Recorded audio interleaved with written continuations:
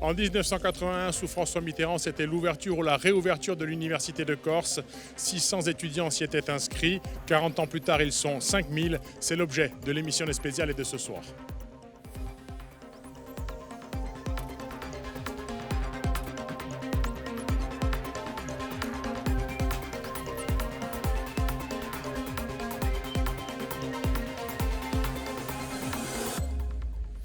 Bonsoir à tous, merci de nous rejoindre pour ce nouveau numéro de l'émission des spéciales et sur France 3 Corse via Steel.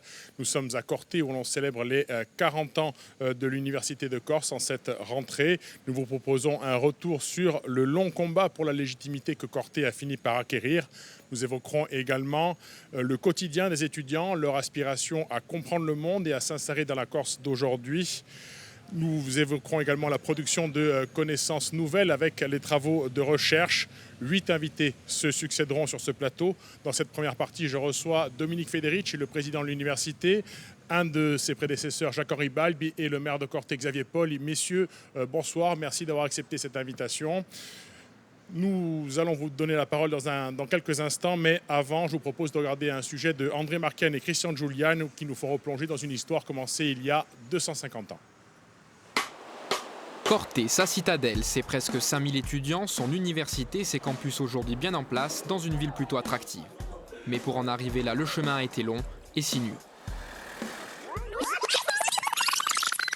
C'est au XVIIIe siècle, en 1765, sous la gouvernance du général Pascal Paoli, que les portes de l'université de Corse s'ouvrent pour la première fois à Corté.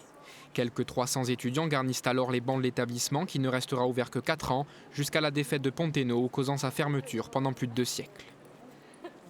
Pour reparler d'une université en Corse, il faudra attendre le début des années 60 et les prémices du mouvement régionaliste. La revendication prend alors racine dans la société insulaire jusqu'en 1974 et cette délibération du Conseil régional qui choisit définitivement le lieu d'implantation de la future université.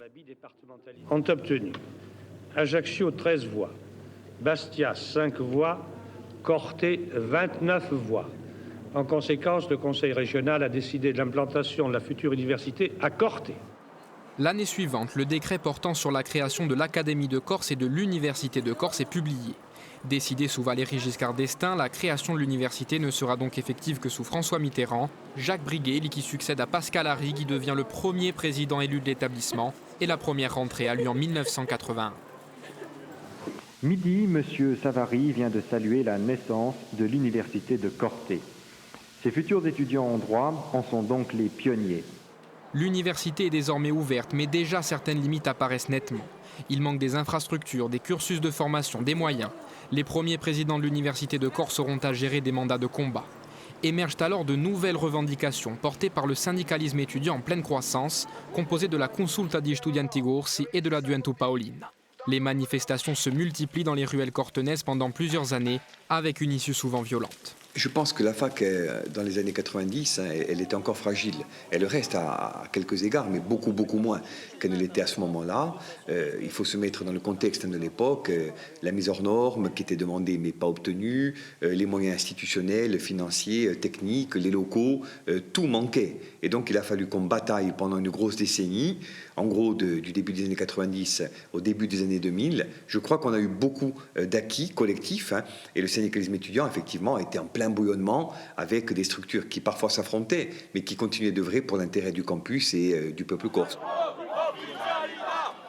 La mise hors norme de l'Université de Corse est l'une des revendications portées dès les années 90. Le principal argument, la petite taille de l'université ne pouvant fonctionner comme les autres structures du territoire. Les étudiants ne sont dès lors plus les seuls à prendre le problème à bras-le-corps.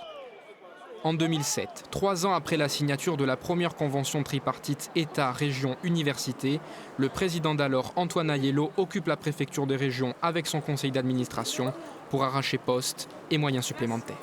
Un président d'université qui descend occuper avec son conseil d'administration une préfecture de région, je pense que ça n'a jamais existé. Jamais. Mais pour une aussi petite entité, avoir à aller chercher des mètres carrés, occuper des locaux pour pouvoir en faire des sites universitaires, des choses qu'il a fallu aller chercher, quand je disais au couteau, ça a été vraiment au couteau, jusqu'à remonter sur des bleus de Matignon, des arbitrages au plus haut niveau de l'État pour récupérer de l'argent qui était à nous normalement et que les autres universités n'ont jamais eu à réclamer. Depuis la fin des années 2000, la situation sur les campus cortenais tend à la stabilité. Pourtant, aujourd'hui encore, le développement de l'université continue par la recherche, la création de nouvelles formations, mais aussi par les infrastructures, en atteste l'ouverture d'une véritable bibliothèque universitaire en 2015.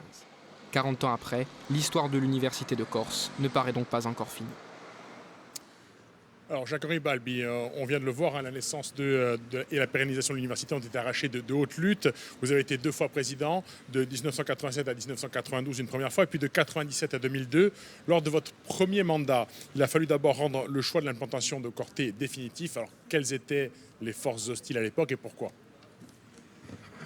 Les forces hostiles étaient nombreuses, à part les militants qui avaient demandé l'ouverture, et donc les étudiants qui suivaient, à peu près tout le monde était hostile à l'université. La classe politique, bien sûr, mais même la société civile. Dans son ensemble, les gens ou n'y croyaient pas, ou étaient contre. Donc il a fallu, le défi, c'était de rendre crédible cette université. Comment est-ce que l'adhésion a fini par se faire ? Eh bien, au cours du temps, en montrant qu'on pouvait faire ici comme ailleurs, aussi bien, mais il fallait le prouver, donc ce n'était pas évident de le faire tout de suite. Et il fallait tenir un équilibre entre la demande de la jeunesse, des étudiants, et le côté, disons, un peu soupçonneux du monde politique et gouvernemental. Donc c'était un équilibre. Il a fallu, vous, que vous alliez chercher cet équilibre. Finalement, il a fallu le construire avec les différentes forces qui, auparavant, n'avaient pas du tout la même vision des choses. Exactement. Et donc, il y avait même des gens qui étaient pour couper l'université, un morceau à Corté, un morceau à Bastia, un morceau à Ajaccio, ce qui aurait été une catastrophe compte tenu de notre taille. Aujourd'hui, ce serait peut-être différent, mais à l'époque, on était 500. Si on coupait en 3, c'était la mort. Voilà, donc il y a eu un certain nombre de points comme ça il a fallu convaincre la société, petit à petit les hommes politiques, et il a fallu montrer qu'on pouvait faire aussi de la qualité, en particulier au niveau de la recherche, comme ailleurs, parce qu'une université sans recherche, c'est rien, c'est un collège. Alors ça, ce sera votre mandat d'après, on y reviendra. Paradoxalement, la commune de Corté elle-même y était hostile à cette université. Excusez-moi, monsieur le maire, mais au début... Il n'était pas maire à l'époque, on lui passera la parole après, mais il n'était pas maire à l'époque. Au début, c'est vrai que même certains Cortenais, les commerçants en particulier, se disaient, bon, ces étudiants, ils vont chasser la Légion, ce qui est arrivé. Or, les légionnaires étaient des meilleurs consommateurs que les étudiants, c'est sûr. Mais c'est vite passé. Ça, ce point-là a été vite dépassé. Alors Xavier Paul, et vous êtes maire depuis 2001, je crois. En tout cas, vous êtes dans l'équipe municipale depuis 2001 et puis maire depuis 2020. Mais c'est la même équipe, il y a une continuité. Aujourd'hui, on peut dire que la ville est devenue un partenaire de l'université. Il y a carrément, on va dire, une convention qui est signée régulièrement. Alors dire que les destins de l'université et de la ville sont liés, c'est une évidence.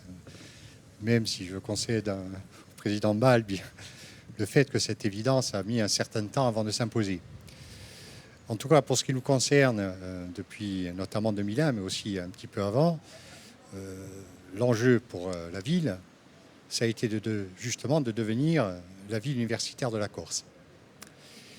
Et au-delà des difficultés de l'université à trouver sa place et à prospérer pour devenir ce qu'elle est aujourd'hui, je crois qu'il faut rappeler quand même un élément qui, je pense, tout le monde peut en convenir, a été fondateur au moins de l'université dans sa version actuelle.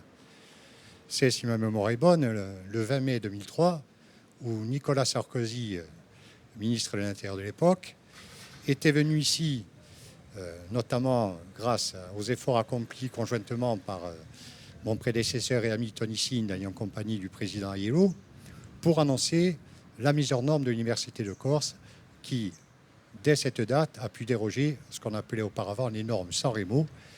Et ça a pu permettre d'adapter ce que le président Ball disait tout à l'heure, la loi des petits nombres qui nous concerne ici, avec les moyens et le déblocage des moyens, pas en fonction du nombre d'étudiants, mais en fonction justement de la taille de l'université, de ce qu'elle représentait à l'époque, et pour fournir à nos étudiants un enseignement de qualité et une recherche de qualité, ce qu'elle est aujourd'hui. Xavier Paul, l'université, elle n'a pas cessé de grandir. On est passé d'un bâtiment de 3500 m² en 1981 pour atteindre 50 000 m² aujourd'hui. Ça a modifié la configuration de la ville. On le voit à l'écran. Du Palazzo National à la fac de lettres, dès le début, les nouvelles infrastructures se sont multipliées, y compris hors de Corté. On ne va pas toutes les citer, mais à supposer, il y a un travail de prospective qui est fait, y compris pour la question foncière, parce que la taille de Corté, on la connaît, et on est dans une structure qui ne cesse de grandir.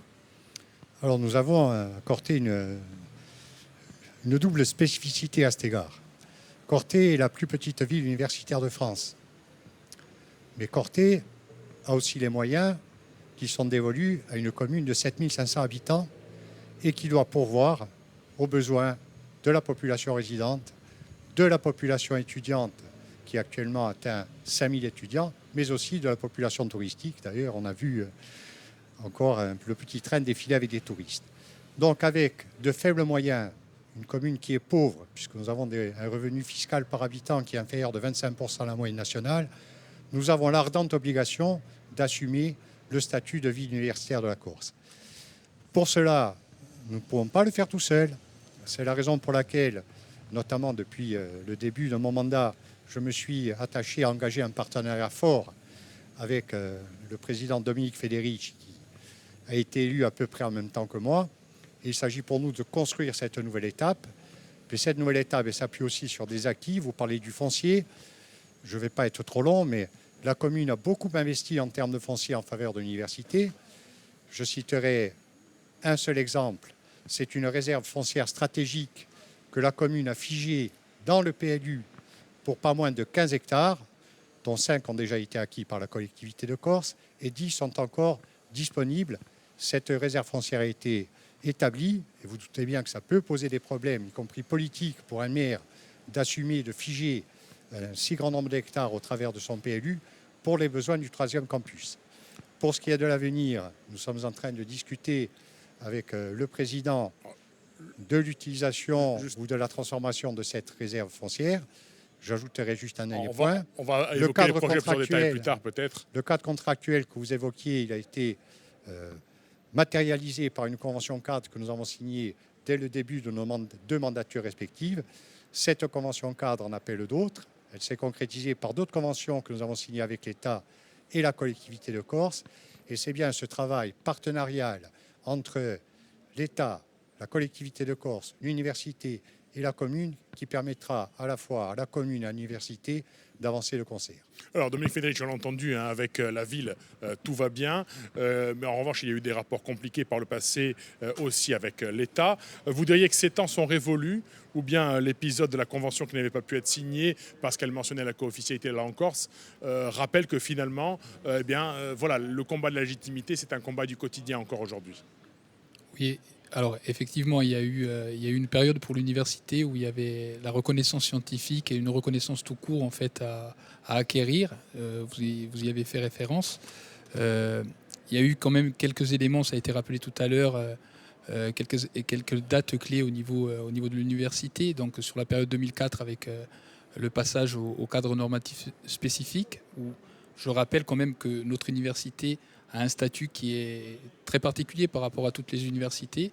Et on a un partenariat à la fois avec la collectivité et avec l'État, ce qui permet d'avoir une politique scientifique, une politique de formation qui soit en adéquation avec la région. Alors bien entendu, lorsqu'on échange sur ces sujets, on échange à trois et il peut y avoir quelques tensions ou quelques discussions un peu plus longues sur certains sujets, mais je trouve que c'est un bon modèle et ça permet justement à notre université d'avancer de la meilleure des manières pour que cette université puisse apporter à la fois des cadres au niveau des jeunes et au niveau du territoire, s'ouvrir sur l'extérieur et bien entendu adapter une recherche fondamentale qui permet de nourrir une recherche appliquée au service du territoire. Alors on en parlera un petit peu après. Ce que vous nous dites en substance, c'est que s'il y a parfois des blocages qui ne sont pas insurmontables aujourd'hui et que l'université a trouvé sa place, on va évoquer aussi la légitimité parmi les néo-bacheliers. On est passé de 600 étudiants, mais en fait ils étaient 600 inscrits, mais il y avait plus ou moins 300 présents sur le campus en 1981, à 5000 aujourd'hui. Est-ce qu'on sait quelle part de néo-bacheliers partent encore sur le continent dans des filières qui existent ici? Est-ce que c'est quantifié? Est-ce que c'est également localisé, plus à Ajaccio, plus à Bastia, plus ailleurs? C'est tout l'objet du travail qu'on a commencé à l'heure actuelle, puisqu'on est en phase de construction, d'évaluation de notre offre de formation et de construction de notre prochaine offre. Et dans ce cadre-là, pour vous donner un chiffre, on est à peu près à 40% des néo-bacheliers qui s'inscrivent à l'université chaque année. Donc il y a quand même une déperdition au niveau des néo-bacheliers, mais certains vont dans des écoles sur le continent parce qu'ils ne trouvent pas la formation à l'université de Corse. La question du déplacement en Corse est une question essentielle. C'est pour ça qu'il faut travailler avec les partenaires pour rendre l'accessibilité à Corté, notamment de l'extrême sud et de différentes régions qui sont un peu plus éloignées, sur la ville de Corté, plus facilitée, ce qui permettrait à certains jeunes peut-être de venir plus spécifiquement à l'université. Alors Jacques-Henri Balb, on l'a dit tout à l'heure, vous avez eu 2 mandats. Le premier, c'était pour finalement assurer la pérennité de l'outil. Le second, c'était pour rendre crédible la recherche. Comment est-ce que ça s'est passé là aussi? Il y avait des freins forts à supposer. C'est pas facile d'avoir, on va dire, une recherche de pointe quand il n'y a pas grand monde finalement. Notre corps d'enseignants-chercheurs était peu nombreux, 100, 200 personnes, mettons. Et toutes les disciplines étaient représentées. Donc, finalement, chacun avait sa recherche en propre. Et là, ce n'était pas possible. Les autorités, le CNRS, par exemple, nous demandaient de resserrer davantage l'éventail de la recherche. Et donc, on a eu une réflexion en commun, en tout cas pour les sciences, qui a conduit à choisir un thème précis. C'était l'environnement à l'époque. Voilà. Alors, c'était un petit peu novateur, parce qu'aujourd'hui, on en parle beaucoup. On parle beaucoup du réchauffement climatique. Vous, on l'a dit, c'était entre 1997 et 2002. Ouais. C'était nouveau à l'époque. Oui, c'était nouveau, mais c'est la chose qui correspondait le mieux à notre état de force et à la Corse. On ne pouvait pas parler d'aérospatial ou de nucléaire, donc l'environnement s'imposait. Et finalement, chacun y a mis du sien, les différents chercheurs en informatique, comme le président Federici. Ça a été votre élève, hein, pour la petite histoire. Oui, c'était mon élève. Comme des chimistes, des biologistes, tout le monde s'est mis sur ce thème central des sciences pour l'environnement. Et finalement, ça a assez bien marché. Vous diriez que cette convergence, elle a permis d'obtenir des résultats. C'est ce choix qui a été fait à un moment donné. Elle a surtout permis d'avoir le label CNRS qui est précieux. On a eu le label d'unité de recherche CNRS. Et ça ouvre beaucoup de portes. Alors, au milieu des années 2000, on l'a dit tout à l'heure, le combat d'Antoine Aiello et de son équipe a abouti à la mise hors norme. Depuis, on a l'impression que l'université a acquis ses lettres de noblesse. En 2010, Nicolas Sarkozy, président de la République, confie une mission stratégique à des enseignants de l'université pour penser une évolution du statut de la Corse. Ces travaux vont aboutir à cette proposition qui a fait florès dans l'actualité également, celle d'inscrire la Corse dans la Constitution. Alors, ça n'a jamais abouti, mais au-delà de la mission en elle-même, le message implicite, quelque part, ce n'était pas de dire... je pose la question un petit peu à tout le monde. Au fond, la fac incarne la société civile. Elle est tout aussi, ou peut-être même plus légitime que l'Assemblée de Corse. À ce moment-là, c'est le sentiment qu'on a eu. Jacques-Henri Balbi, peut-être, ou Dominique Federici. Alors, effectivement, sur plein de sujets, en fait, la reconnaissance ou l'esprit pionnier qui a prévalu et la reconnaissance de l'université au niveau de la Corse a induit un certain nombre d'effets, et notamment donc, sur toutes les questions liées à des questions de développement territorial ou des questions d'ordre plus juridique, comme c'était le cas. L'université a des chercheurs, a des enseignants-chercheurs qui travaillent sur des projets de recherche en lien direct avec des problématiques. Et de fait, le débat peut s'ouvrir. Je vous rappellerai quand même que au niveau du PADUC, on a été sollicité au niveau du PADUC. Et je pense qu'un des éléments, c'est que effectivement sur ces éléments-là, l'université, en déployant un certain nombre de travaux dans les différentes thématiques, permet d'avoir des outils d'aide à la décision pour les politiques. Et les politiques peuvent s'en emparer pour ensuite... on va en parler après. Il y a une dimension sociétale dans ce qui est recherché, pensé ici à l'Université de Corse. On évoque la mise en norme. Concrètement, est-ce qu'elle vous a donné les moyens d'agir? À combien est-ce que s'élève le budget de l'université aujourd'hui? Et est-ce que cela vous suffit? Alors, le budget actuel de l'université s'élève à approximativement autour de 70 millions d'euros. 70 millions d'euros, en incluant bien entendu les 2 tiers représentant la masse salariale, puisque l'université faisait partie des 5 premières universités à passer à l'autonomie en 2009. Et donc, de fait, c'est une lourde charge administrative, donc montée en puissance des équipes administratives. On a eu des moyens adossés, bien entendu, avec 2 contrats successifs et des postes alloués par l'État. La collectivité s'occupe de la dotation globale de fonctionnement et d'équipement et du patrimoine. Donc ça permet à la fois à l'université de fixer des objectifs qui sont partagés par les partenaires et aux partenaires d'apporter les moyens.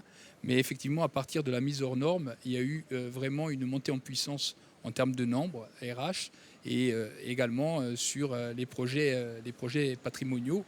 Mais enfin, la période de 90 à 2000 en fait a été qui était une période de combat, ça a été rappelé, a permis justement de se battre pour obtenir ces moyens, puisqu'à l'époque, la question des locaux était une problématique criante. À l'heure actuelle, on a 50 000 m², ça a été rappelé. On a d'autres projets, bien entendu, à nous ensuite de présenter ces projets et de faire adhérer nos partenaires pour qu'on puisse, bien entendu, continuer de croître au service des jeunes et de la Corse. Alors Xavier Paul, on a entendu le budget de l'université, 70 millions d'euros. Je crois que celui de la ville de Corté, c'est aux alentours des 15 millions d'euros. C'est un peu ça? Vous prenez celui de l'université, vous le divisez par 5. Et vous avez celui de la ville de Corté. Et ça donne encore plus de sens aux propos que j'évoquais lors de ma première intervention, à savoir que c'est avec ce budget-là que nous devons assumer non seulement les besoins de la commune, mais aussi de la ville universitaire de la Corse. D'où des difficultés, bien évidemment, mais d'où aussi une volonté farouche pour nous d'obtenir de la part de nos partenaires des cofinancements. Je parle en termes d'investissement, parce qu'en termes de fonctionnement, il faut savoir que nous n'avons pas de dotation spécifique au titre de ville universitaire. Est-ce que ça pèse sur le contribuable cortenais, par exemple? Est-ce que du coup, vous êtes contraint d'avoir un taux d'imposition qui est plus élevé à Corté par rapport à une ville équivalente sur le continent de 7500 habitants? Nous avons une problématique, c'est que nous sommes une commune pauvre. Je vous ai dit tout à l'heure que nous avions un revenu fiscal par habitant inférieur de 25% à la moyenne nationale de la strate. Ça veut dire quoi? Ça veut dire que malgré des taux d'imposition élevés qui s'appliquent à des bases faibles, nous avons un revenu fiscal faible. Et c'est avec ça, alors ça pèse sur le contribuable bien évidemment, mais il y a des retours aussi. Mais nous, il y a un rayonnement qui est peut-être très fort du fait de l'université, ou en tout cas plus fort que par le passé. À supposer, on peut imaginer que les acteurs culturels préfèrent une ville universitaire à une ville de garnison comme c'était auparavant. Il faut distinguer les choses en termes d'investissement, où là, nous nous battons, et c'est pour ça que j'insiste sur le cadre partenarial qui nous lie avec l'université, avec la collectivité, pour obtenir des subventions à hauteur des besoins de la vie universitaire de la Corse. Mais après, derrière les investissements, il y a le fonctionnement. Quand vous construisez une maison, il faut bien l'entretenir. Et donc, c'est ces moyens de fonctionnement-là qui, eux, ne bénéficient pas de subventions, auxquels nous devons être très attentifs. Et donc, nous avons là aussi l'obligation de gérer d'une manière très rigoureuse l'argent public. Alors Jacques-Henri Balbi, on va peut-être conclure bientôt cette première partie avec vous. Vous faites discret, mais pour autant, vous continuez la recherche. Je crois que votre domaine, c'était les feux de forêt. Oui, je dois dire que c'est beaucoup par plaisir personnel, mais aussi parce que cette équipe Feux de forêt est devenue une équipe, disons, majeure, adulte, qui a des résultats, et ça me maintient en forme de continuer à travailler avec eux, et c'est un grand plaisir, oui, je le fais. Les résultats, on les a vus notamment cet été. Je crois qu'il y a des chercheurs des États-Unis qui ont contacté le laboratoire de recherche. De quoi parle-t-on? Eh bien, on a mis au point dans l'équipe, il y a plusieurs travaux, mais en particulier un simulateur avec un modèle de feu qui est assez performant. Et donc, même aux États-Unis, effectivement, ils se sont intéressés à ce type de travail et nous ont consultés, oui. Aujourd'hui, qu'est-ce qu'on fait? On fait, on va dire, de la connaissance a posteriori des feux. On peut déjà essayer de savoir dans le cadre de, on va dire, de l'action, de la lutte. Dès à présent, on pourrait faire la lutte active contre le feu, mais il y a des questions de responsabilité importantes. Donc, pour l'instant, les pompiers de Corse, mais aussi du sud de la France, utilisent ce simulateur et ce modèle uniquement en retour d'expérience. Ils analysent chaque feu grâce à ça. Mais je pense que dans quelques temps, quelques années, on pourra passer à la lutte active grâce à cet outil. Alors, une dernière question, on me dit qu'on a encore un petit peu de temps dans cette partie. Xavier Paul, voilà, au niveau culturel, quels sont les efforts que doit faire Corté pour satisfaire finalement une demande qui a beaucoup évolué, à supposer? Alors, je vais transformer votre question. Quels sont les efforts que doit faire Corté, l'université et la collectivité de Corse? Oui, bien sûr. Il faut savoir que dans le projet culturel, il tourne autour de la caserne Padoue et de la citadelle, notamment dans la déclinaison du projet de Cittadella Bintoun qui est porté par la collectivité de Corse et qui vient en substitution d'un projet que nous portions lors des précédentes mandatures, à savoir la création d'un centre culturel dans l'enceinte de la citadelle qui a été abandonné depuis. Et en contrepartie, l'exécutif et son président s'étaient engagés à la fois à construire, en partenariat avec la ville, une autre offre culturelle et en partenariat aussi avec l'université, puisqu'à l'époque, il s'agissait aussi de rénover le Spazio Nadal et Ulciani. Donc nous sommes actuellement, et nous appelons de nos voeux, un renforcement de cette concertation avec le président de l'université, moi-même et le président du conseil exécutif, pour une raison simple, c'est que tout ce qui va être fait autour de Cittadella Bintoun n'a pas simplement une vocation à renforcer l'offre culturelle sur Corté, ça va bien au-delà. Il s'agit d'un projet d'aménagement sur le long terme, et pour cela, chacun ne peut pas agir tout seul de son côté. Alors, Xavier Paul, Jacques-Henri Balbi, voilà, merci d'avoir participé à cette émission. Dominique Fédéric, on vous retrouvera dans la dernière partie. Alors, au-delà des cours, à quoi ressemble la vie des étudiants cortenais? C'est un reportage de François-Albert Bernardi et Guillaume Leonetti. Ils sont près de 5000 cette année sur les bancs de l'Université de Corse, Pasquale Bauli. À Corté, la fac propose une centaine de formations. Sur 2 campus différents, les étudiants peuvent suivre des cursus de droit, de lettres ou de sciences. Ces 20 dernières années, des filières spécifiques ont vu le jour, comme médecine, Sciences Po, les écoles d'ingénieurs. Mais au-delà des cours, après 18h, la journée est loin d'être terminée pour les étudiants cortenais. Danse, aquabiking ou musculation, durant la semaine, 80 créneaux dans près de 25 sports différents sont proposés. Pour Karl, venir ici après les cours, c'est essentiel. Je peux adapter mes horaires de sport avec mes horaires de cours. Donc des fois, je suis chez moi et j'habite à côté, donc je viens directement. C'est ça qui est sympa aussi à Corté, c'est que tout est à côté, donc c'est simple. Et du coup, oui, je sors de mes cours, je viens, je me change, on a accès à tout et c'est bien, on n'a pas la pression. Près de 2000 étudiants sont inscrits chaque année au service universitaire des activités physiques et sportives, le SUAPS. Pour sa directrice, au-delà du sport, c'est aussi l'aspect social qui est important. Pratique dans le cadre du loisir ou de la notation. Éventuellement, il y a un prolongement qui est proposé pour la compétition universitaire. Et je dirais que le SUAP, c'est une deuxième maison pour les étudiants de l'université parce que voilà, ils se retrouvent, ils partagent une passion et puis ils partagent des bons moments, ils créent des liens. Et c'est vrai que c'est important pour eux. Après les cours, d'autres ont fait le choix des ateliers proposés par le centre culturel universitaire.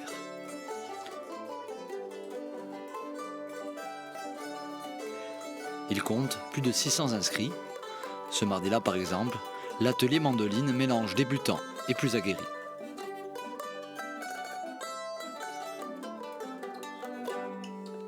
Je suis dans une chambre étudiante, donc je voulais me divertir les idées. Et puis le prof est très sympathique.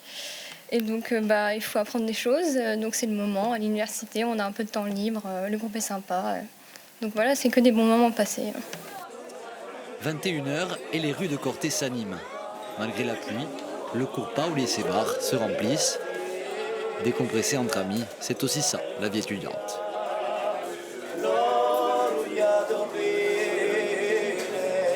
Au Corté, moi, je revis. Enfin, moi, j'adore. Je suis libre, j'ai pas mes parents. Je travaille, je révise, mais aussi je sors, je profite. C'est sûr, ça fait du bien, on décompresse. Et puis, ça reste quand même des années où on peut encore un peu profiter. Soirée étudiante, activités sportives ou culturelles, à Corté, la vie est riche de rencontres et de partages bien au-delà des murs de l'université. En tout cas, comme chaque mardi soir depuis 40 ans, pour certains, la nuit sera trop courte. On nous a rejoint Davia Benedetti du Centre culturel universitaire, Chiara Vignaroli, vice-présidente étudiante de l'université, et Jean-Félix Pasqualini, directeur de la vie étudiante au Crous. Bonsoir à tous les trois, merci d'avoir accepté cette invitation. Alors, Chiara Vignaroli, la vie étudiante, on vient d'en voir un extrait. Quelle réalité? Est-ce que l'offre culturelle et sportive, est-ce qu'elle répond aux attentes des étudiants ou bien est-ce qu'on constate des manques? Alors, bonsoir. Donc oui, je pense que l'offre culturelle et sportive répond aux besoins, à l'attente des étudiants. Je pense notamment au Centre culturel universitaire, le CCU, qui propose une offre variée et complète d'ateliers tout au long de la semaine, toute l'année, comme par exemple des cours de chant, des cours de guitare, des cours de mandoline, des cours de langue des signes, des cours de langue corse. Et à cela s'ajoutent aussi régulièrement des conférences, des rencontres avec des acteurs universitaires, des concerts. Et pour le côté sportif, il y a à l'université le SUAPS qui s'occupe justement de ce côté-là, qui propose aussi de nombreuses activités sportives, que ce soit tout au long de l'année, que ce soit des randonnées pédestres, des cours de futsal. Il y a un nombre d'activités importantes.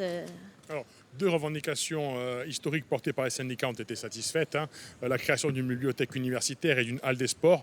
Pour autant, la halle des sports, elle est déjà trop petite et le SUAPS, apparemment, ce service des sports donc, est déjà débordé de ce qu'on nous dit. Oui, alors elle est trop petite, mais elle permet quand même d'accueillir un bon nombre d'étudiants. Après, il y a des activités qui se pratiquent aussi à l'extérieur. Et je pense que le SUAPS travaille pour justement pouvoir agrandir certains locaux et permettre d'accueillir davantage d'étudiants. Alors Davia Benedetti, le centre culturel universitaire que vous présidez, il y avait une vingtaine d'ateliers auparavant, on est passé à 31 cette année. Qu'est-ce qui explique cette augmentation? Est-ce qu'il y a une demande qui augmente? Oui, bonsoir. En fait, en effet, on a vraiment beaucoup plus d'inscrits, c'est-à-dire que l'année précédente, on était à 400 inscrits. Cette année, on est à 600 inscrits, 31 ateliers. Vous parliez d'infrastructures, eh bien oui, il faut aussi trouver les salles pour accueillir de nouveaux ateliers. Ce qui explique le fait qu'il y ait vraiment un foisonnement autour des ateliers, c'est que déjà, on sort d'une période Covid. Et qu'on a besoin de recréer le lien social, on a besoin aussi de se réincarner sur le campus. Et les ateliers le permettent notamment, avec d'autres activités aussi. Et de cette façon, eh bien, nous proposons par exemple dans des ateliers artistiques, des ateliers autour de la culture corse, et également des ateliers de bien-être. Et ces ateliers de bien-être, justement, ont été proposés depuis cette année et font suite à un mal-être étudiant qui a été observé durant cette période de Covid. Mal-être qui s'est manifesté comment? Quand on parle de mal-être, c'est un petit peu vague, mais qu'est-ce qui vous fait dire qu'il y a eu un mal-être sur le campus du fait du Covid? Un mal-être qui serait plutôt lié à l'isolement, c'est-à-dire qu'en fait, les étudiants ont été coupés de leur campus, ont été coupés aussi de leur cursus, ont été coupés des autres étudiants. Et il y a un rapport à la parole qui doit être replacé sur le campus et qui passe notamment par nos ateliers au Centre culturel universitaire. Après, il y a aussi tout le spectacle vivant, tout l'accès à la culture aussi qui n'était plus disposé et disponible, que l'on retrouve de manière gratuite à l'université. Donc il faut casser l'isolement, et l'isolement il passe par recréer le lien social via les arts et la culture. Il passe aussi par toute la dimension numérique, c'est-à-dire permettre aux étudiants d'avoir accès à un ordinateur. Ça aussi, ça fait partie de la vie étudiante, au-delà de l'aspect culture et art. Jean-Félix Pasqualini, on parlera après plus en détail, on va dire, des missions du Crous, mais pour cet aspect culturel, est-ce que le Crous participe aussi à la vie culturelle de la fac? Oui, bonjour à tous. Oui, le Crous participe en étroite collaboration et en partenariat avec l'université, bien évidemment. On a la maison de l'étudiant à Gaza Studiantina qui est mise à disposition des étudiants avec du matériel de musique, différents événements qui sont organisés tout au long de l'année. Là, on est dans une reprise post-Covid. Donc il faut que tout se remette en place. Et en effet, on a différents projets en la matière et pour contribuer à la vie, à l'animation de la vie de campus et la vie culturelle. Alors, votre corps de métier, c'est les œuvres sociales, on va en parler plus tard. Tout à fait. On l'a dit en début d'émission, la création de l'université est le fruit d'un long combat porté en grande partie par les syndicats étudiants. Il y avait au milieu des années 90 la CSC, la Juventud Paolin. Les leaders sont encore connus aujourd'hui, Jean-Christophe Angelini, Paul-Félix Benedetti, Jean-Félix Acquaviva. Il semblerait que les combats homériques de l'époque soient moins d'actualité aujourd'hui et qu'on assiste à une forme de normalisation. Est-ce que c'est un sentiment que vous partagez, Chiara Vignerol, vous qui justement représentez sur ce plateau la CGC, la Consulta di Juventud Corsa? Alors, je pense que la réponse à cette question se fait en deux parties. Donc, premièrement, il y a le côté qui concerne vraiment le côté étudiant, où je ne suis pas vraiment d'accord avec ça. C'est-à-dire le côté étudiant, c'est-à-dire la vie de tous les jours. La vie étudiante de tous les jours, où les syndicats étudiants sont toujours présents sur le campus, sont à l'écoute des étudiants, sont là pour porter leurs revendications. Après, je pense qu'il y a une différence bien qu'il y a encore des similisations dans les combats portés, il y a aussi des différences. Par exemple, quand on pense aux années 80, où les combats portés par les syndicats étudiants étaient la rouverture de l'université, le syndicalisme étudiant était en plein essor, en plein bouillonnement. Ce que vous dites en substance, c'est qu'il y avait tellement de choses à obtenir que les revendications, finalement, elles venaient naturellement. Je pense, bien qu'aujourd'hui, il y a toujours des revendications, mais c'est juste que c'est des revendications qui diffèrent.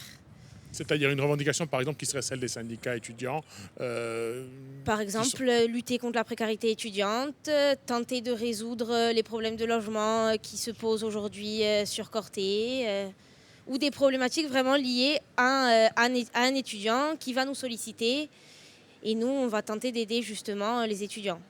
Les enjeux ont changé. Alors, Jean-Philippe Pasqualini, donc, la semaine dernière, Antonia Luceni, la conseillère exécutive en charge de l'enseignement supérieur, était à vos côtés pour une conférence de presse. La collectivité de Corse a voté une aide exceptionnelle de 500 € par boursier. C'est le Crous qui est chargé de les verser. Est-ce à dire que ces dispositifs qui n'existaient pas auparavant, est-ce à dire que c'est le signe d'une nécessité qui est différente aujourd'hui? Tout à fait, évidemment, c'est une nécessité. On a évoqué la précarité étudiante et prégnante. C'est un sujet manifestement qui nous saute à la gueule, si je puis dire, pour parler un petit peu de manière triviale. Mais oui, cette aide de la collectivité de Corse est bienvenue. On a signé une convention, donc c'était mercredi dernier, qui va porter sur un montant global de 1 million d'euros. Une aide de 500 € par étudiant boursier. Ce qui veut dire qu'il y a 2000 Il y a boursiers. quasiment 2000 étudiants approximativement qui pourront en être bénéficiaires. C'est une aide qui est versée une fois par an. Et oui, c'est un plus. Ça fait 40% des étudiants. Est-ce que c'est plus ici que sur le continent? Je dirais, alors, les comparatifs sont difficiles à établir. La taille de l'université, le nombre d'étudiants, c'est difficile de se comparer aux autres. On a nos spécificités, on a nos particularités locales. Je dirais, le tissu économique de la Corse, l'impact Covid n'est pas encore mesurable à ce jour. Quoi qu'il en soit, nous le mesurons au niveau de l'action sociale, en lien avec les services de l'université, l'action sociale, par le nombre d'aides dispensées en aide spécifique, le nombre de bénéficiaires et les montants. Il y a une association qui s'appelle l'Aiuto Studentino avec laquelle vous travaillez. Vous nous disiez que les besoins non seulement sont accrus, mais aujourd'hui, la demande est visible, ce qui n'était pas le cas auparavant. La demande est visible et on parlerait même, c'est terrible, d'un succès qui ne devrait pas en être un, parce que bon, on est quand même dans des sujets difficiles. On est sur une croissance exponentielle du nombre de bénéficiaires. On est sur des coefficients x3, x4. C'est-à-dire qu'on est sur du 300-400%, et ça, c'est quelque chose que Corté, on pensait être à l'abri, nous, sur notre île, de ce genre de difficultés. Non, elles ont toujours existé, mais maintenant elles sont d'autant plus visibles et d'autant plus mesurables, ce qui n'était pas le cas par le passé peut-être. Alors Davia Benedetti, il y a également une cellule de soutien qui est mise en place par l'université. C'est une problématique qui est prise à bras-le-corps. Oui, tout à fait, parce que lorsqu'on parle de précarité, il y a différentes formes de précarité d'abord. Il y a la précarité liée au logement, précarité numérique, précarité aussi en termes d'isolement. Et l'isolement passe, il faut casser l'isolement, éviter une fracture sociale, notamment via l'accès à la culture. La cellule de soutien, elle permet notamment un accès à des soins, un accès à un suivi psychologique, un accès à des tickets restaurants, des tickets qui permettent d'avoir des achats de première nécessité. Voilà, une écoute aussi, voilà, une aide à la fois logistique, pratique et psychologique, en réalité, qui permet aussi d'avoir une université à taille humaine, une université dans laquelle les étudiants sont au cœur du processus et doivent être choyés. Alors, on a vu des reportages, on a tous vu durant le Covid dans des universités avec des jeunes isolés, avec des cas dramatiques de suicide. Est-ce que vous aussi, les syndicats étudiants, vous avez une écoute très particulière autour de cette situation ? Oui, bien sûr, on a une écoute particulière autour de cette situation. D'ailleurs, l'année dernière, des étudiants sont venus nous solliciter justement pour des cas d'isolement. Ils nous ont demandé de trouver des solutions justement pour lutter contre l'isolement social. Et c'est là que nous avons mis en place avec l'université des ateliers de bien-être et d'autres pour permettre aux étudiants de voir des personnes. Alors, pour lutter contre la précarité, une des solutions, c'est également de fournir un logement. Je crois qu'il y a environ 800 chambres universitaires à Corté pour 5000 étudiants. Il y a un projet là d'une autre CTU. De quoi parle-t-on ? Alors oui, en effet, nous disposons à ce jour de 842 lits, en fait un peu plus de 830 logements.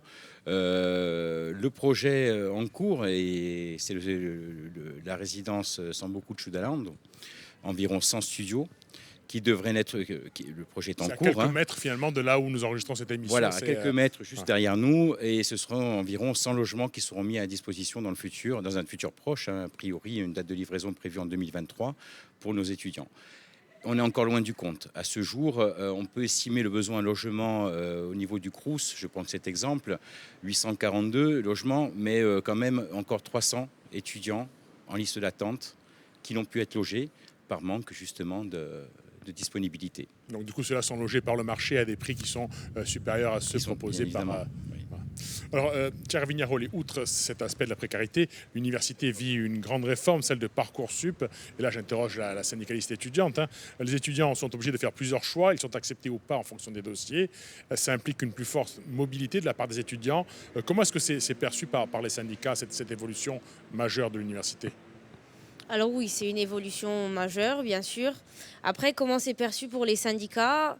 La revendication de la part des syndicats reste la même, c'est-à-dire que que l'accès soit en priorité donné aux étudiants en Corse. C'est toujours la même revendication. Est-ce que c'est possible ? Est-ce que quand on sait que ce sont des logiciels qui gèrent essentiellement, est-ce que c'est faisable ? Alors, est-ce que c'est faisable ? Je ne peux pas vous répondre vraiment à cette question parce que je n'ai pas les données nécessaires pour répondre. Mais je pense que oui, à partir du moment où ça serait faisable, que l'université fait le nécessaire pour justement donner la priorité aux lycéens venus de lycées corse plutôt que de lycéens continentaux. David Ménette, vous qui représentez l'université, est-ce qu'un dossier qui serait moins bon d'un lycéen qui vit sur le continent, d'un lycéen qui vit en Corse plutôt, est-ce qu'il pourrait être prioritaire par rapport à un dossier qui est bon d'un lycéen sur le continent ? C'est peut-être difficile à faire passer vu l'état d'esprit général de cette réforme. Alors, je pense qu'avant tout, il faut favoriser le mérite. Mais avant ça, il faut replacer aussi la problématique que le dispositif national Parcoursup dans un contexte. Parcoursup, ça a été fait surtout pour les universités qui ont une grande capacité d'accueil et dont certaines filières sont étouffées, bouchées parce qu'il y a trop de demandes sur ces filières-là. Donc, de manière à pouvoir dispatcher les étudiants sur d'autres filières qui sont moins en tension, Parcoursup a été fait en ce sens-là. L'université de Corse étant une université plus petite, il me semble qu'il n'y a pas de problème pour proposer aux étudiants une offre de formation qui va leur correspondre. En revanche, Parcoursup est compliqué sur une problématique de logement, c'est-à-dire que compte tenu qu'un étudiant peut être notifié d'une acceptation au mois de septembre, peut-être qu'au mois de septembre à Paris, ça serait plus facile de se loger. En tout cas, au mois de septembre en Corse, il y a moins de logements disponibles. Et ça, c'est une problématique serait celle-ci, en fait. Vous confirmez, Jean-Philippe Pasquali ? Je confirme. Le calendrier Parcoursup, en fait, difficilement, est quasiment inadapté par rapport au calendrier d'affectation de logement, en quelque sorte. C'est évident qu'un étudiant qui se voit affecté en septembre sur Corté, le tour national, je prendrai que cet exemple, pour l'affectation des logements, le premier tour a lieu début juillet.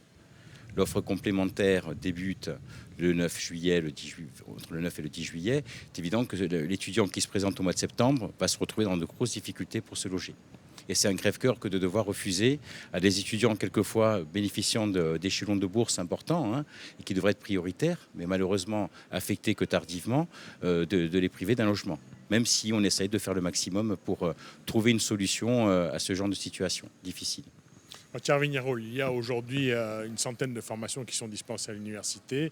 Est-ce que de votre côté, vous estimez que c'est suffisant et est-ce qu'il y aurait des manques et si oui, où? On sait qu'il y aura une nouvelle carte de formation en 2023. Alors, est-ce que c'est suffisant? On peut déjà noter, on va dire, l'augmentation du nombre de formations par rapport à la rouverture de l'université. Après, est-ce que c'est suffisant? Je pense que c'est jamais suffisant parce qu'il y a toujours besoin davantage de formations. Comme par exemple, je pense à la formation de médecine. En tant que syndicat étudiant, nous, ce qu'on revendique, c'est l'ouverture de toutes les années de médecine, que les étudiants de médecine puissent étudier. D'un CHU, l'ouverture d'un CHU, centre hospitalier universitaire. Voilà. Ensuite, après, la demande que les formations soient le plus possible tournées vers la recherche, vers l'international, qu'elles offrent le plus de débouchés possible aux étudiants, de sorte à être un outil d'émancipation pour les étudiants corses, pour la Corse. Il y a eu une conférence de presse à Dion Paoli dernièrement qui disait qu'il fallait ouvrir une filière psychologie. Davia Benedetti, est-ce qu'on sait ce que sera la carte de formation de 2023 ou c'est encore un petit peu tôt? On est uniquement peut-être aujourd'hui à recueillir les demandes et lister les besoins. Alors, précisément, ce sera en 2024, en fait, la prochaine accréditation.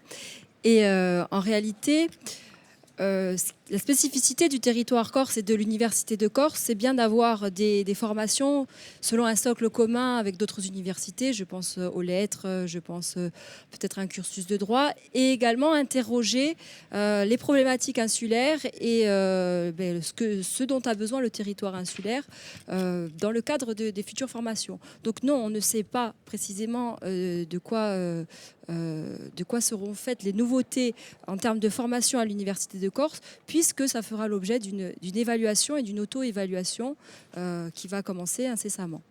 Alors, Chiara Vignarol et Davia Benedetti et Jean-Philippe Pasqualini, merci d'avoir été sur ce plateau avec nous. Nous allons maintenant aborder l'enseignement et la recherche. Ce qui fait le prestige d'une université, c'est sa recherche. Quelle est la place de Corté aujourd'hui? C'est un reportage de Marie-France Giuliani et Stéphane Agostini. 100 000 Californiens évacués en catastrophe en octobre 2019. Suite à ces violents incendies, les chercheurs américains ont fait appel au savoir de l'Université de Corse. Une collaboration pour anticiper la propagation des flammes. À Corté, une vingtaine de spécialistes de l'énergie thermique, de l'écologie, de la chimie, de l'informatique ont su, au fil des ans, faire progresser la connaissance des feux. Ils ont su aussi décrocher des financements sélectionnés par l'Agence nationale de la recherche. C'est une des plus grandes réussites de la faculté de sciences. L'Université de Corse est en net progrès, cela ne fait pas de doute pour le délégué académique, représentant du ministère de la Recherche. En prenant mes fonctions, j'ai connu des thématiques de recherche qui étaient, on va dire, pas toutes balbutiantes, mais qui étaient encore précoces par rapport à l'état de l'art au niveau national et international. Et puis, ces 10 dernières années, on a vu que ces thématiques, donc étudiées par l'Université de Corse et l'INRAE, encore une fois, eh bien, étaient des vrais enjeux de société autour du développement, autour de la gestion des eaux, autour de la gestion des incendies, autour de l'énergétique, autour de la gestion des stocks halieutiques. Donc, c'est tous des sujets qui sont devenus très importants et qui permettent notamment à l'Université de Corse d'avoir un rayonnement maintenant beaucoup plus important. On a quand même une petite université, une petite collectivité, une petite région. Eh bien, je trouve qu'on a un bon rendement quelque part. La prochaine évaluation de la recherche débutera en 2022. Le Haut Conseil HCRS recommandait en 2016 de favoriser davantage la recherche disciplinaire pour des publications de haut niveau. Les plus en pointe, les sciences pour l'environnement, en comptent 375 en 4 ans. Le partenariat avec de grands organismes de recherche est résolument bien établi. Je m'intéresse au réseau d'interaction entre les insectes pollinisateurs et les plantes du maquis. Cet écologue du CNRS basé à Vignola est d'une grande renommée dans son domaine, la pollinisation notamment des arômes. Et donc pour prélever l'odeur, on a utilisé ce qu'on appelle une fibre SPME. Ça va me permettre dans un deuxième temps de savoir quelle molécule est importante dans l'attraction des insectes qui viennent polliniser cette espèce. Important, essentiel aussi pour la préservation de la biodiversité, un enjeu mondial. Chaque pic correspond à une molécule de l'odeur. Et plus le pic est important, plus la molécule est importante dans le mélange odorant. Pourquoi la Corse? Je retrouvais un petit peu de la diversité comme j'avais pu étudier sous les tropiques, où là aussi il peut y avoir beaucoup de diversité et des interactions et des réseaux d'interaction très complexes. La Corse, je pense, est aussi dans ce niveau-là de complexité et c'est ce qui est intéressant à étudier. On est où ce matin là, de cette chromato? Elle avance bien, on essaie d'isoler un constituant pour identifier la structure. On est presque au bout, on pourra réfléchir à publier nos résultats. C'est ça. Chaque année, ils sont une douzaine d'étudiants, dont pas mal d'étrangers, à préparer leur thèse en sciences. Albert, lui, vient de finir ici la sienne et poursuit ses recherches pour 1 an grâce à un financement de la collectivité de Corse. J'ai 8 publications et il y en a d'autres en cours. On espère en avoir encore plus. Celui qui a été mon directeur de thèse a été formé ici. Il y a eu 4 générations avant moi d'enseignants-chercheurs formés ici. Autour des propriétés aromatiques et médicinales des plantes de Côte d'Ivoire, de Madagascar, de Corse, Félix Thommy a formé à Vignola des cohortes de chimistes. Ce spécialiste des huiles essentielles continue la recherche, notamment sur les immortels et leur identité génétique. Pour cette perpétuelle course au financement, il a 2 atouts liés à ses 30 ans d'expérience, la pluridisciplinarité et un réseau international. Est-ce qu'on va pouvoir trouver quelque chose qui nous permette de dire l'immortel de Corse, la plante, mais aussi l'huile essentielle, elle a certaines spécificités, certaines caractéristiques qui n'appartiennent qu'à la région Corse. C'est aussi un questionnement qui intéresse la profession et on espère qu'avec nos collègues slovènes, on pourra, dans quelques mois, bâtir un projet de recherche pour aller plus loin sur cette caractérisation. À Bigoulia, l'université est moins dans la recherche que dans le transfert d'innovation vers les professionnels de la mer. Elle s'est tempérée des ressources halieutiques pour repeupler les fonds marins en huîtres, oursins, dentilles et langoustes. Une activité scientifique variée et qui crée de la richesse. Vanina Pasqualini et Marie-Antoinette Maupertuis nous ont rejoints sur ce plateau. Merci d'avoir accepté cette invitation. On retrouve également Dominique Federici qui était là tout à l'heure. Alors Vanina Pasqualini, vous êtes vice-présidente en charge de la recherche. C'est un monde de la compétition apparemment, la recherche. Il faut répondre à des appels à projets. Pour ça, il faut de l'argent. Est-ce que l'université arrive à jouer, à tirer son épingle du jeu? Alors bonsoir. Oui, tout à fait. Les chercheurs et les enseignants-chercheurs se sont mis depuis plusieurs années à répondre à des appels à projets pour obtenir des financements sur les programmes de recherche. En particulier, nous candidatons désormais à l'Agence nationale de la recherche ou à d'autres financements nationaux, voire internationaux, qui nous permettent de bénéficier de financements pour les programmes de recherche. Par exemple, on a vu tout à l'heure l'exemple des feux. Est-ce que les Américains sont prêts à financer une partie des recherches ou on n'en est pas là du tout? Alors les Américains, mais je pense à l'Union européenne en particulier, puisqu'il y a un très grand nombre de dispositifs de financement de la recherche, notamment au niveau européen. Donc c'est plus, je dirais, au niveau de l'Europe que l'on sollicite les financements. Alors, les moyens sont également accordés par l'État et la collectivité de Corse à travers une convention tripartite. Dernièrement, le journal Le Monde se faisait l'écho de difficultés dans le secteur de la recherche. En substance, le nombre d'étudiants a augmenté de 20% entre 2008 et 2018, quand les moyens de l'enseignement supérieur n'ont augmenté que de 10%. Est-ce qu'on est concerné en Corse ou est-ce que c'est une situation différente? Alors, au niveau de l'Université de Corse, par rapport au financement et par rapport, je dirais, à la position de l'Université de Corse par rapport aux autres universités, on est dans le même cadre. Donc, il n'y a pas particulièrement de difficultés, si ce n'est que les mêmes difficultés que rencontrent les autres universités. Donc on a les mêmes difficultés, c'est-à-dire qu'il y a des étudiants en plus et des enseignants en moins finalement. On est quand même particulièrement bien doté en enseignants-chercheurs à l'université, compte tenu du nombre d'étudiants. Mais je dirais que ce n'est pas forcément ce regard-là qu'il faut porter pour l'évaluation de l'université. C'est au regard, on est une université à taille humaine avec un très grand nombre de disciplines différentes, de disciplines scientifiques différentes. Donc la nécessité d'avoir un plus grand nombre d'enseignants-chercheurs pour représenter justement ces différentes disciplines est effectivement nécessaire. Vous êtes président de l'Assemblée de Corse, mais aussi professeur d'économie ici à Corté. La part financière que la collectivité octroie à la recherche, est-ce qu'elle est supérieure à la moyenne des autres régions de France? Alors d'abord, je considère qu'il est tout à fait normal qu'une région, un territoire soutienne évidemment son université, parce que l'université, c'est l'avenir. C'est en général de la production de connaissances, de la formation des hommes, du progrès technologique qui est incommensurable en fait. La contribution d'une université à un territoire est incommensurable. Donc depuis la mise hors norme de l'université obtenue de haute lutte en 2004 avec une convention cadre, puis des conventions successives, des conventions d'application, effectivement il y a des dotations conséquentes de la collectivité de Corse. Conséquentes, ça veut dire quoi ?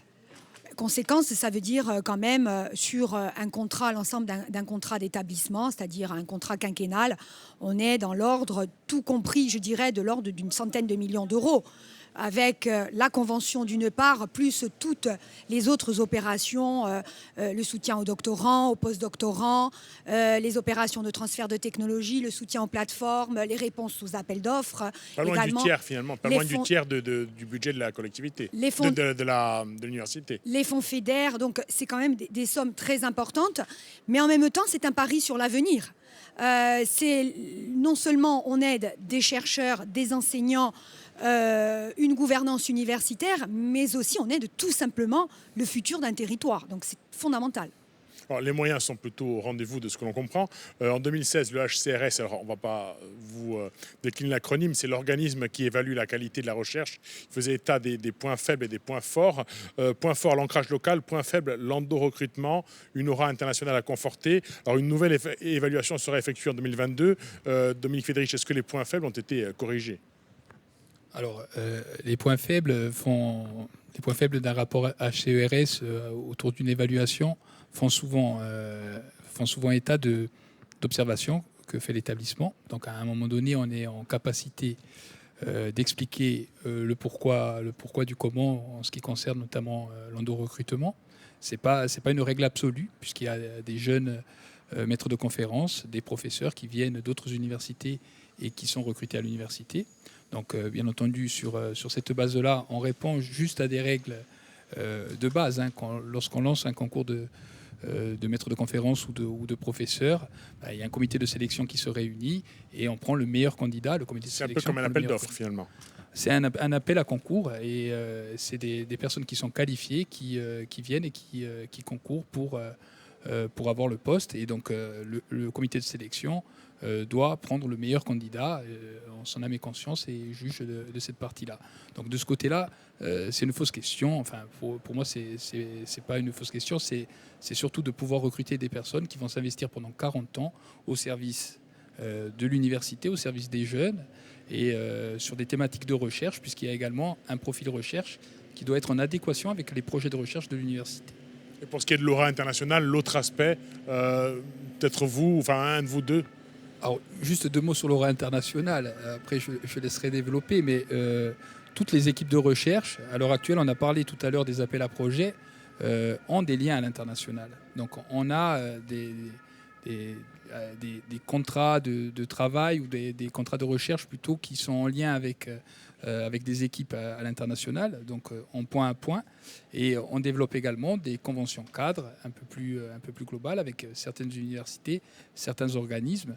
Donc de ce côté-là aussi, on fait en sorte de pousser nos équipes pour qu'elles puissent nouer des liens et travailler en collaboration avec les chercheurs et les anciens chercheurs à l'international.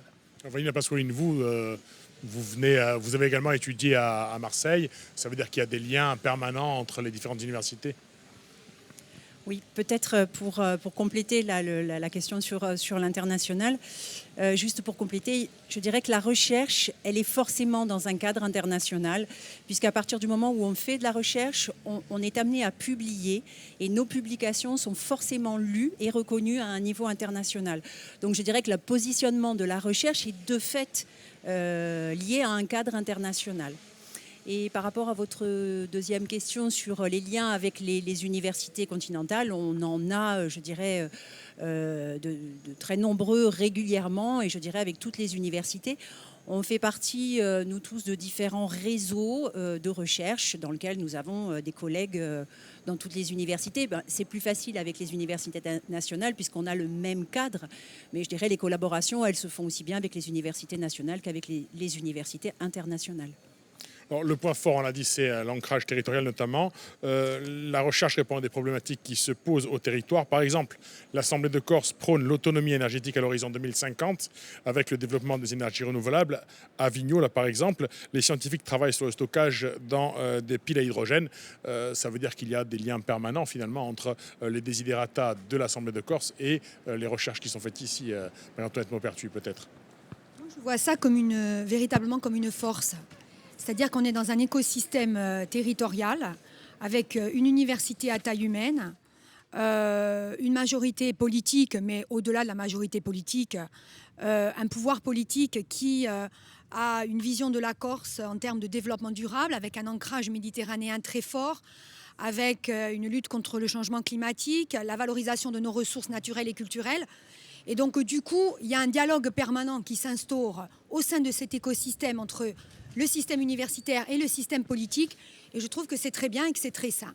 Cela dit, chacun, évidemment, reste dans sa temporalité, reste dans sa façon de fonctionner, respecte évidemment les conventions qui nous lient. Mais si on veut un système régional innovant, il faut que l'ensemble des pièces du puzzle fonctionnent bien ensemble. Et je crois que c'est très positif, surtout pour gagner des batailles telles qu'on a à les gagner contre le réchauffement climatique, pour la protection de nos ressources naturelles, pour la gestion des flux touristiques, par exemple, pour le bilinguisme. C'est quand même important parce que ça a été une revendication première de l'Université de Corse. Une des premières formations, ça a été quand même la formation dans le domaine de la langue corse et la lutte pour l'obtention du CAPES de Corse en particulier. Donc c'est très important que l'ensemble des acteurs travaillent ensemble et essayent de créer non seulement et de faire perdurer au cours du temps un outil de formation et d'élévation du capital humain, c'est fondamental dans notre île, et en même temps une capacité de recherche et de transfert technologique qui, comme je le disais tout à l'heure, va permettre non seulement une trajectoire de croissance, mais aussi une forme d'autonomie, que ce soit dans l'énergie, que ce soit en matière agroalimentaire, avec le travail sur les ressources naturelles, que ce soit en matière de protection du patrimoine bâti, culturel, matériel ou immatériel. Alors également en matière de santé, parce qu'on le sait, un des besoins qui a été identifié ces derniers temps, c'est celui de créer un CHU, un centre hospitalier universitaire. Est-ce que, quelque part, ces demandes de la société, est-ce qu'elles sont en phase avec ce que vous pouvez faire, vous, scientifiquement? Est-ce que c'est possible d'aller vers un centre hospitalier universitaire? Question peut-être à vous, Dominique Federici, avec un complément derrière de Vanina Pasqualini. Alors c'est effectivement une question d'actualité. Actualité puisque depuis 2004, donc, la première année de médecine est ouverte à l'Université de Corse. Là aussi, ça a été un combat pour l'obtenir.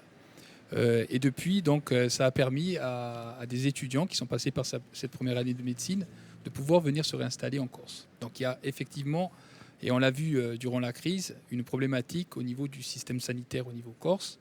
Et une des voies possibles, c'est effectivement la création d'un CHU. Alors comment y concourir?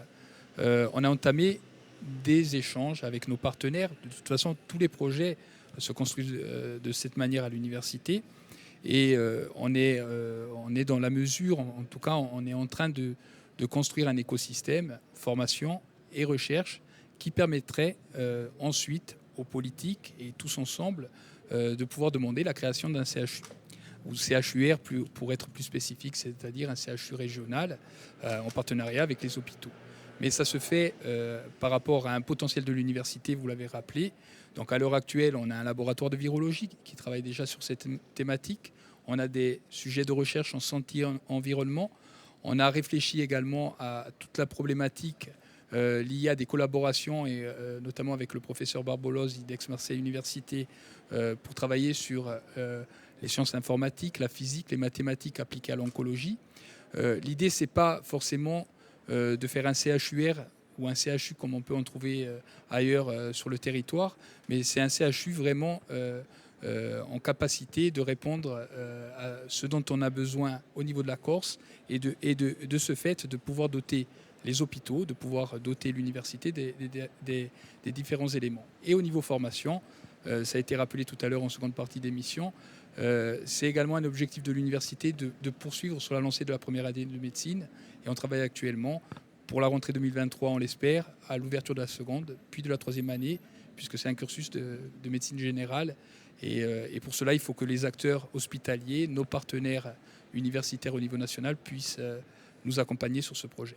Alors, autre exemple précis, la ressource halieutique à Stellamar, on a mis en point la reproduction des langoustes, des oursins et des homards, mais aussi peut-être, c'est tout récent, ça demande à être confirmé, mais selon nos informations, la reproduction des araignées de mer est désormais maîtrisée. Alors c'est de la recherche pure là ou c'est finalement du transfert de compétences, Vanina Pasqualine, comme ça a été un peu dit tout à l'heure dans le reportage?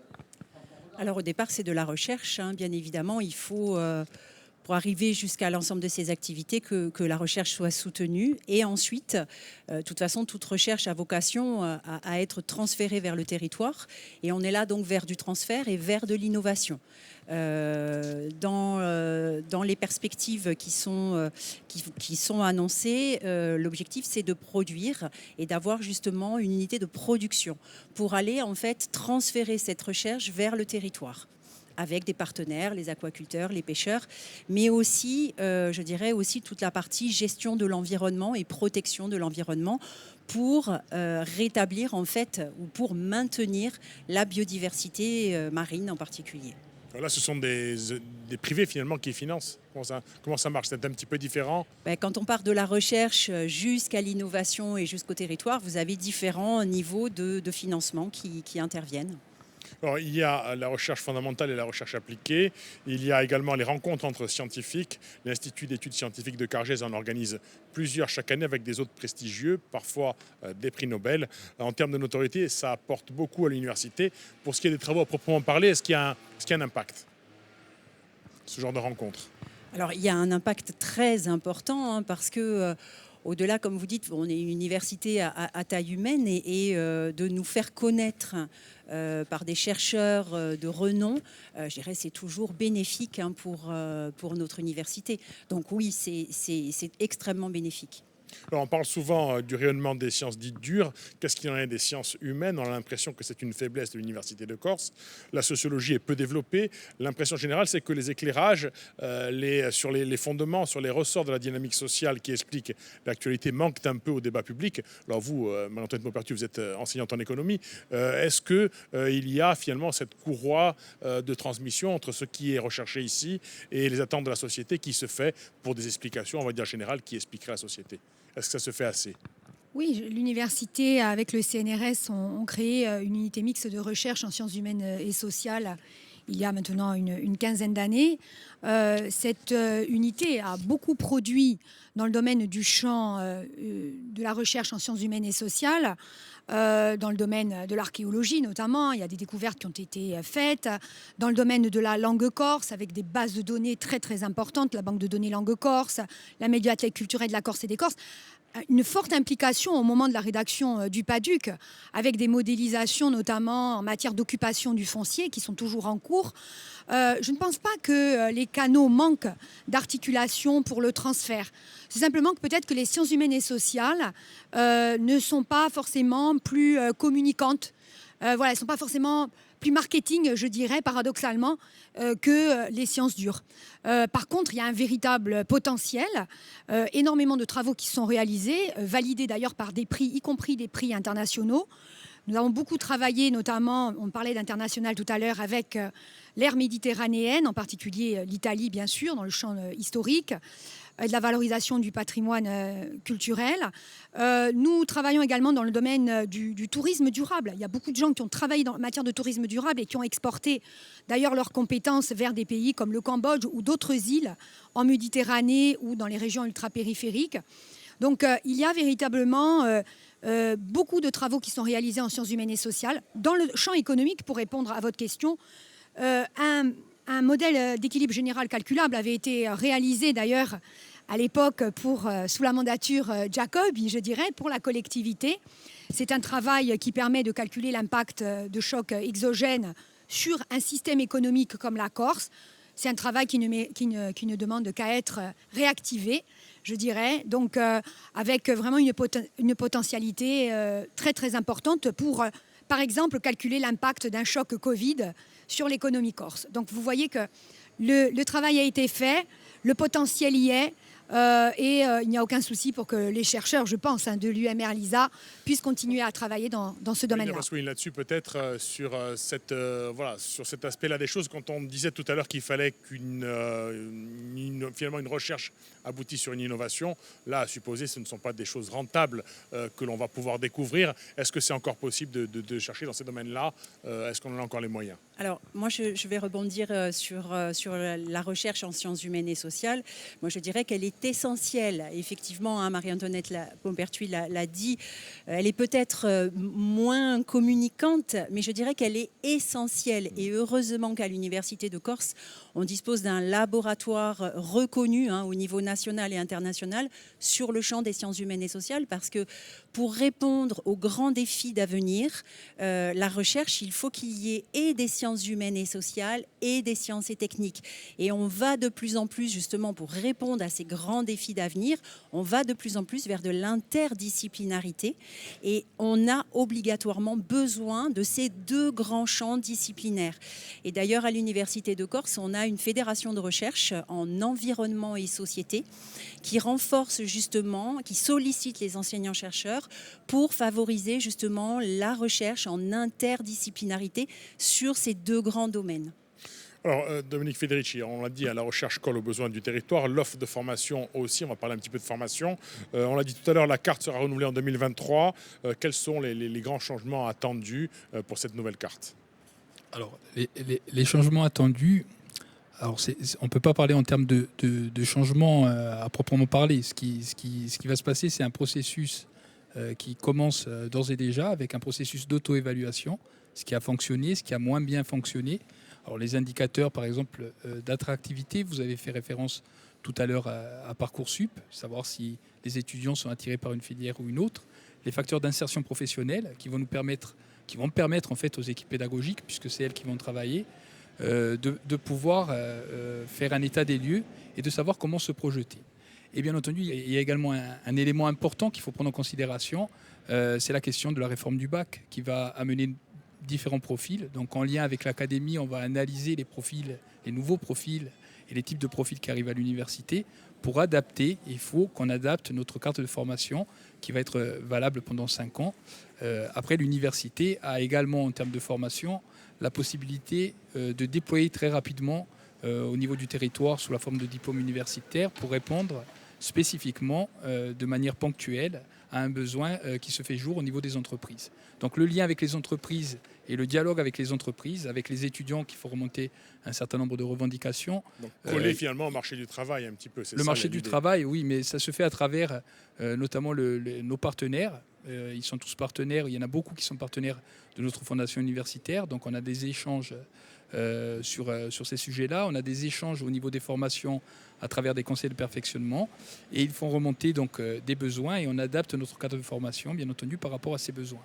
L'idée, c'est d'avoir justement ce travail, ça a été dit à plusieurs reprises, mais Je pense que ça fait partie de l'ADN de l'université, le travail partenarial, à savoir la collectivité de Corse, l'académie, le monde économique, socio-économique et culturel permet de développer nos actions. On arrive bientôt à la fin de cette émission. On ne peut pas s'interroger sur l'imbrication on ne peut pas ne pas s'interroger sur l'imbrication entre le politique et le savant. Marie-Antoinette Maupertuis enseigne à l'Université de Corse. Jean-Guy Talamogne y a enseigné également.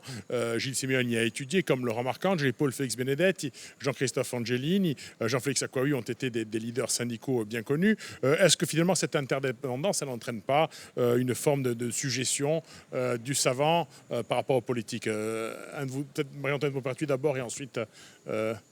Alors j'ai toujours été très très sensible, y compris lorsque je n'étais qu'universitaire, à cette autonomie et cette liberté du chercheur. Ça me paraît une évidence et je le maintiens, y compris aujourd'hui si j'ai une responsabilité politique au plus haut niveau. D'ailleurs, ce sont des mondes qui sont différents, qui ont des temporalités différentes, qui ont une représentation des choses qui est quand même différente et qui pour autant doivent dialoguer dans l'intérêt d'un territoire et d'une jeunesse, de toutes les générations d'étudiants qui se succèdent ici. Aujourd'hui, je crois que c'est un point fort. Aujourd'hui, qu'au sein de l'hémicycle, y compris au conseil exécutif, il y ait d'anciens étudiants de l'Université de Corse, ça donne, a fortiori, une appréhension des problèmes qui est beaucoup plus directe, beaucoup plus concrète. Je crois que la période de tension qui a eu lieu antérieurement entre l'université et l'Assemblée ou la collectivité, à l'époque, la collectivité de Corse, la collectivité territoriale, c'est une période qui est révolue. Aujourd'hui, c'est une logique partenariale avec une connaissance commune très forte dans l'intérêt de la Corse et des Corses, et des jeunes surtout. Alors, est-ce que le chercheur est libre très rapidement? Est-ce qu'il n'y a pas une forte on va dire, mainmise du politique? Très rapidement, Dominique Federici. Alors, ça a été rappelé tout à l'heure, on a une convention qui nous lie avec des droits et des obligations pour chacun des partenaires. Donc de ce côté-là, il n'y a pas d'ambiguïté. L'université est autonome, libre d'action.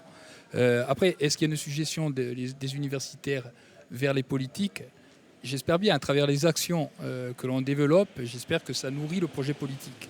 Donc, et en tout cas, on travaille également pour cet aspect-là au niveau de l'université. Vanina Pasqualini, le mot de la fin, ce sera pour vous sur cet aspect des choses, l'imbrication entre les uns et les autres et la liberté relative des uns et des autres. Alors, je dirais en tant que chercheur, effectivement, le chercheur a une liberté d'expression, une liberté d'action. Quoi qu'il en soit, je dirais le chercheur, malgré tout, il est dans un laboratoire avec une stratégie scientifique.